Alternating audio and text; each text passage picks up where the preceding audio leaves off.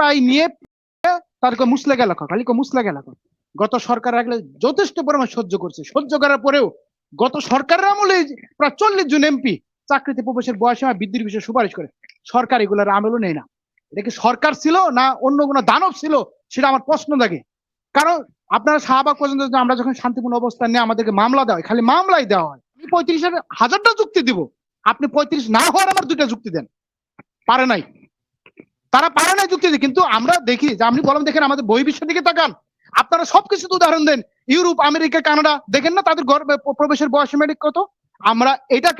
আমরা সরকারের সংস্কার কমিটিকে তীক্ষ্ণ দৃষ্টিতে রাখতে বলেছি। আপনারা দেখেন সমাজ স্যারের কথা মতো একটা জিনিস গুরুত্বপূর্ণ কথা বলছে টিউনিসে, যেটা হলো যে সরকার যদি কোনো সুযোগ সুবিধা দেয় তাহলে কি সুযোগ সুবিধা নিয়ে চলে যাবে কিনা, এটা একটা গুরুত্বপূর্ণ বিষয় সামনে আনা হয়েছে। আসলে অতীতে দীর্ঘ 12 বছরের আন্দোলন, এখানে দেখা যাচ্ছে যখন আন্দোলনটা খুব বেগবান হয়, আন্দোলনটা যখন সরকারের একটা টাচিং পয়েন্টে চলে যায়, তখনই দেখা যাচ্ছে যে এই সমস্ত বিষয়গুলো সামনে আসে। ইতিমধ্যে মনির ভাই যে কথাটা ইতিমধ্যে বলছে, আপনি জানেন যে আমাদের একজন শিক্ষার্থী, তিনি কিন্তু ভার্সিটি মন্ত্রণালয়ে 35,000 টাকা বেতনে, বিশেষ করে আমাদেরকে অপমান করার জন্যই তার স্যালারিটাও 35,000 টাকা নির্ধারণ করে তাকে সাময়িকের জন্য চাকরি দেওয়া হয়। এটা আসলে শিক্ষার্থীর সমাজের সাথে একটা ধোঁকা দিচ্ছে, যেমন রাষ্ট্র ধোঁকা দিচ্ছে আমাদের, তেমন আমাদের যে একজন সহযোগিতা ছিল তিনিও দিচ্ছে। তাকে আমরা আমাদের জায়গা থেকে আমরা তাকে অব্যাহতি দিয়েছিলাম, আপনারা জানেন। তো যে বিষয়টি আসে, চাকরিতে প্রবেশের বয়সীমা স্থায়ীভাবে বৃদ্ধি করার বিষয়টি নিয়ে বিগত দিনগুলো থেকে রাজপথে আন্দোলন, লড়াই সংগ্রাম চালিয়ে যাচ্ছি। আমরা রাষ্ট্রকে সব সময় এর যুক্তিগতা, বাস্তবতা তুলে ধরে আমরা রাষ্ট্রকে রাজপথে, অনলাইনে, টকশোর মাধ্যমে, সভা, সেমিনার করে আমরা বোঝানোর চেষ্টা চালিয়ে যাচ্ছিলাম। আপনারা জানেন কেন চাকরিতে প্রবেশের বয়সীমা স্থায়ীভাবে 35 করা প্রয়োজন। ইতিমধ্যে আমরা যে বিষয়গুলো বলছি, যেমন ধরুন ব্রিটিশ আমলে যখন চাকরিতে প্রবেশের বয়সীমা 23 বছর করা হয়, তার ব্রিটিশ থেকে যখন সেটা পাকিস্তান আমল চলে আসে সেটা 25 করা হয়। তারপর পাকিস্তান আমল থেকে 1971 সালে যখন যুদ্ধ হয়, তারপরে যখন মানুষের জীবন থেকে বয়স চলে যায়, দেশের সার্বিক পরিস্থিতি খারাপ হয়, তখন সেটা 25 থেকে 27 বছর করা হয়। যখন এরশাদ বিরোধী আন্দোলন চলে 1991 সালে, যখন ওই সময় যখন সরকার পতন হয়, তখন কিন্তু আবার 27 থেকে চাকরিতে প্রবেশের বয়সীমাটি 30 বছর করা হয়। তাহলে কি কি প্রেক্ষাপটে চাকরিতে প্রবেশের বয়সীমাগুলো বাড়ছে, এই জিনিসগুলো আপনাকে ফোকাস দিতে হবে। চাকরিতে প্রবেশের বয়সীমা বৃদ্ধির বিষয়টা একটা ধারাবাহিক প্রক্রিয়া। কিভাবে? যখন 1991 সালে যখন চাকরিতে প্রবেশের বয়সীমাটি ছিল 27 বছর, যখন 27 থেকে 30 করা হয়, তখন মানুষের গড়ায় ছিল 54 বছর। সুতরাং দীর্ঘ 34 বছর পরে এসে মানুষের গড়ায় যখন 73 প্লাস মাইনাস, সেক্ষেত্রে এখনো কিন্তু আমরা চাকরিতে প্রবেশের বয়সীমাটি বৃদ্ধি পাই না, যার ফলে আমাদের দেশের বেকারত্বের হার বেড়ে যাচ্ছে। দেশে এই যে মানুষের মনুষ্য সৃষ্টি যে অবকাঠামোগুলো, যে উন্নয়নে তারা কিন্তু বেকার গড়েই যাচ্ছে। সরকার হলে এটার অন্যতম প্রতিবন্ধকতা হিসেবে দাঁড় করিয়েছিল গত যে সরকার ছিল। আপনারা দেখছেন একদিকে বিসিএস এর প্রশ্নভাস, তারপরে কুঠা সামনে নিয়ে আসা, চাকরিতে প্রবেশের বয়সীমাটি বৃদ্ধি না হওয়া, নানান রকম যে বিষয়গুলো শিক্ষার্থীদের ক্ষেত্রে একটা অত্যাচার হয়ে গেছে। গত সরকার আমলে দেখছে আমাদের মধ্যে রুল স্টিমার চালানো হয়েছে। আপনারা বললেন যে আমরা কি সরকার সুযোগ সুবিধা চলে যাবো না, আমাদের নামে 2টা মামলা হয়েছে। আপনারা শাহবাগ পর্যন্ত আমরা যখন শান্তিপূর্ণ অবস্থান নিয়ে আমাদেরকে মামলা দেওয়া হয়, খালি মামলাই দেওয়া হয়। আর চিপাই নিয়ে পিড়ে তারকে মুসলে গেল মুসলে গেল। গত সরকার আগলে যথেষ্ট পরিমাণ সহ্য করছে, সহ্য করার পরেও গত সরকারের আমলে প্রায় 40 জন এমপি চাকরিতে প্রবেশের বয়সীমা বৃদ্ধির বিষয়ে সুপারিশ করে। সরকার এগুলোর আমলও নেই না। এটা কি সরকার ছিল না অন্য কোনো দানব ছিল, সেটা আমার প্রশ্ন থাকে। কারণ যে দেশের সরকার সাধারণ মানুষের কথা বিবেচনা না নিয়ে, মানুষের কথা শুনতে চায় না, তারা নিজের স্বার্থটাকে বেশি প্রায়োরিটি দিয়ে আশেপাশের কিছু আমলাদের কথা শুনে এই যে সাধারণ মানুষ থেকে সরকারের যে একটা দূরত্ব তৈরি হয়েছিল, তার কিন্তু ফলপ্রসূ কিন্তু রেজাল্ট এই 5 আগস্ট তিনি পেয়েছেন। এটা আবার বাস্তব সত্য কথা। এই খামখেয়ালির জন্য 5 আগস্ট সৃষ্টি হয়েছে। সুতরাং আপনারা বলেছেন গত সরকার আমলে শিক্ষামন্ত্রী একটা ডিও দেয়, আপনারা দেখছেন ডিওটা কি দিছে, যে নানা দেশের সার্বিক পরিস্থিতি বাস্তবতা নিরিখে চাকরিতে প্রবেশের বয়সীমা বৃদ্ধি করা যৌক্তিক এবং সেটা 35 করা যৌক্তিক। এই বলে জনপ্রশাসন মন্ত্রণালয়কে একটা চিঠি দেওয়া হয়, সারা বাংলাদেশ তুলপার হয়ে যায় এবং জনপ্রশাসন মন্ত্রণালয়ের সরকার একটা নীতিগত সিদ্ধান্ত, কিন্তু আর শিক্ষার্থীদেরকে বিদ্যাঙ্গুলি দেখেছে। আমরা কোন সরকারকে আমরা আশ্বাসে বিশ্বাসী নয়, আমরা চাই এটার যৌক্তিক সমাধান। আমার বয়স থেমে নাই, আমার 34-5 বছর। এখন যদি এই দাবিটি বাস্তবায়ন না হয়, 35-এর পরে আমি আন্দোলনে থাকতে পারবো?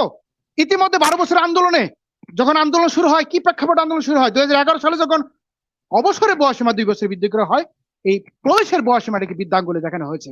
আপনারা জানেন যে অবসরের সাথে আমরা সবসময় চাই যে প্রবেশের বয়সীমাটাকে সামঞ্জস্য রেখে এইটাকে বৃদ্ধি করা হোক, কিন্তু সবসময় আমলারা এই জায়গাটা জিতে গেছে।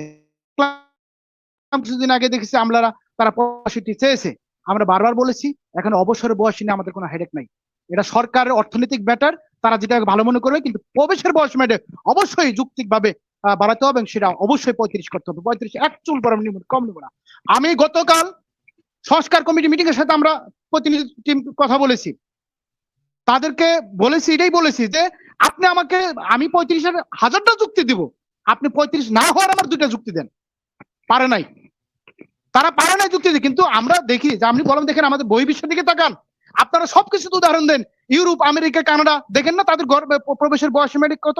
আপনি যৌক্তিক সংস্কার করবেন, এমন ভাবে সংস্কার করবেন যে সংস্কারে 35 মানে চাকরি প্রত্যাশীরা, অবসর প্রত্যাশীরা এবং উন্নত স্ট্যান্ডার্ডনেস যেন এই সংস্কারে চলে আসে।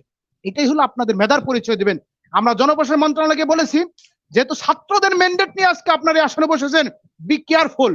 আপনাদের এক চুল পরিমাণ যদি আমাদের প্রতি অবিচার করা হয়, বৈষম্য করা হয়, আমরা এক চুল পরিমাণ ছাড় দেব না, স্টেট কার্ড বলে দিয়েছি।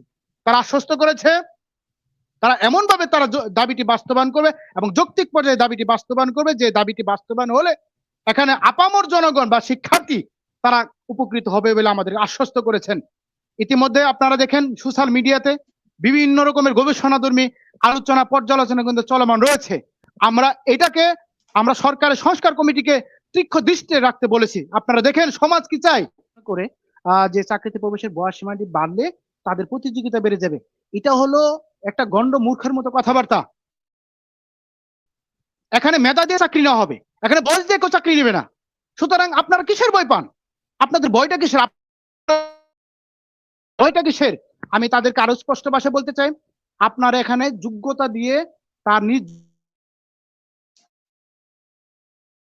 একটা চাকরি নিবে। আপনারা মনে করেন প্রতিযোগিতা প্রবেশের বয়স বাড়লে প্রতিযোগিতা না, মেধার চর্চা বেড়ে যাবে, মেধার চর্চা বেড়ে যাবে। মিটিং করার ফলে আমরা ইতিমধ্যে যে বিএনপি মহাসচিব মির্জা ফখরুল ইসলাম আলমগীর স্যারের কাছে আমরা শিক্ষার্থীরা একটা প্রতিনিধি দল যাই, তাকে আমরা বলি যে দেখেন, আমরা তো আসলে শিক্ষার্থীরা একটা বৈষম্য বিরোধী আন্দোলনের মাধ্যমে 5 আগস্টে যে একটা নতুন শিক্ষা মানে শিক্ষা বান্ধব বা ছাত্র বান্ধব একটা সরকার গঠন হয়েছে, আমরা তাদের কাছে অনেক প্রত্যাশা করি এবং আশা করি। আমরা চাই না কোনো অরাজকতা করতে, এবং যেহেতু যে শিক্ষার্থীরা যারা বৈষম্য বিরোধী আন্দোলন যে নেতৃবৃন্দ ছিলাম, সাজিদ আলম বলেন, নাহিদ বলেন, আমরা কিন্তু ঢাকা বিশ্ববিদ্যালয় রাজু ভাস্কর্যে একই সাথে আন্দোলন করেছি, এবং আমরা জানবেন যে আমরা এই কোঠা কথা বাতিল এবং চাকরিতে প্রবেশের বয়স সীমা বৃদ্ধি দুটাকে সংযুক্ত করে একসাথে আন্দোলন করেছে, এবং তাদের সাথে পরামর্শ করে করে আন্দোলন করেছে। সুতরাং তাদের দাবিটা বাস্তবায়ন হয়েছে, আমাদের দাবিটা এখনো বাস্তবায়ন হয় না। বিষয়টি মির্জা ফখরুল ইসলাম আলমগীর স্যার গেলে তিনি একটা সুপারিশ করেন। এই যে সুপারিশটা দেখেন স্পষ্ট করে, এই সাইডে দেখেন, এই যে সাইডে, এই যে মির্জা ফখরুল ইসলাম আলমগীরের স্পষ্ট সুপারিশ, তিনি চেয়েছেন যে শিক্ষার্থীদের দীর্ঘদিনের দাবিটি যেন বাস্তবায়ন করে নেওয়া হয়। পাশাপাশি গণ অধিকার পরিষদের সভাপতি নুরুল হক নেই, তিনিও দাবিটি বাস্তবায়ন একটা সুপারিশ করে দেয় যাতে ইউনূস স্যারের কাছে। পাশাপাশি আপনারা দেখবেন জামাতের মহাসচিব তিনিও কিন্তু এই দাবিটি বাস্তবায়ন করার জন্য সুপারিশ করে দেন।